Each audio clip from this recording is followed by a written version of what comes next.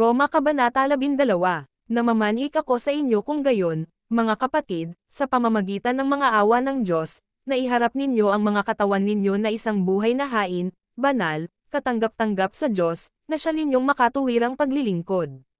At huwag tumulad sa sanlibutang ito, kundi mag-iba kayo sa pamamagitan ng pagpapanibago ng pag-iisip ninyo, upang mapatunayan ninyo kung ano iyong mabuti, at katanggap-tanggap, at sakdal, na kalooban ng Diyos. Pagkat sinasabi ko, sa pamamagitan ng biyayang ibinigay sa akin, sa bawat taong nasa gitna ninyo, na huwag isipin ang sarili niya ng mas mataas kaysa sa nararapat niyang isipin, kundi mag-isip ng mahinahon, kagaya ng sukat ng pananampalataya na ibinahagi ng Diyos sa bawat tao.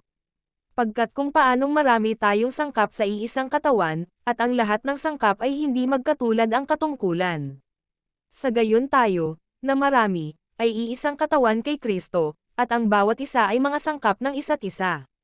Sa pagkakaroon nga ng mga kaloob na nagkakaiba ayon sa biyayang ibinigay sa atin, maging hula, ay manghula tayo ayon sa kasukatan ng pananampalataya. O ministeryo, ay maghintay tayo sa pagmiministeryo natin, o siya na nagtuturo, sa pagtuturo. O siya na nagtatagubilan, sa pagtatagubilan, siya na nagbibigay, hayaang gawin niya ito sa kapayakan, siya na namumuno, ng may pagsisikap, siya na nagpapakita ng awa, ng may pagkamasayahin. Hayaang ang pagmamahal ay maging walang pagpapanggap.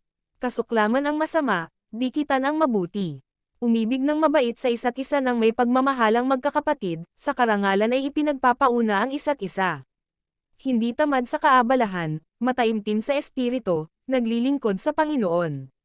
Nagagalak sa pag-asa, matyaga sa kagipitan, nagpapatuloy ng matatag sa panalangin. Namamahagi sa pangangailangan ng mga banal, mapagtanggap sa mga panauhin. Pagpalain silang mga umuusig sa inyo, pagpalain, at huwag sampin. Makigalak sa kanilang nagagalak, at makitandya sa kanilang tumatangis. Maging magkatulad ng pag-iisip tungo sa isa't isa. Huwag isipin ang mga matataas na bagay, kundi magpakababa sa mga taong mababa ang kalagayan. Huwag magpakarunong sa sarili ninyong mga kahambugan. Huwag magbayad sa kanino mang tao ng masama dahil sa masama. Maglaan ng mga bagay na tapat sa paningin ng lahat ng tao. Kung maaari ito, gaya ng abot ng inyong makakaya, ay mamuhay ng mapayapa kasama ng lahat ng tao. Mga pinakamamahal, huwag ninyong ipaghiganti ang inyong sarili, kundi bagkus ay magbigay ng dako sa pagkapuot, pagkat nasusulat, sa akin ang paghihiganti, ako ang magbabayad, sabi ng Panginoon. Kung gayon kung magutom ang kaaway mo, pakainin mo siya, kung mauho siya, bigyan siya ng inumin, pagkat sa paggawa ng gayon ay magbubanten ka ng mga baga ng apoy sa ulo niya. Huwag magpadaig sa masama, kundi daigin ng mabuti ang masama.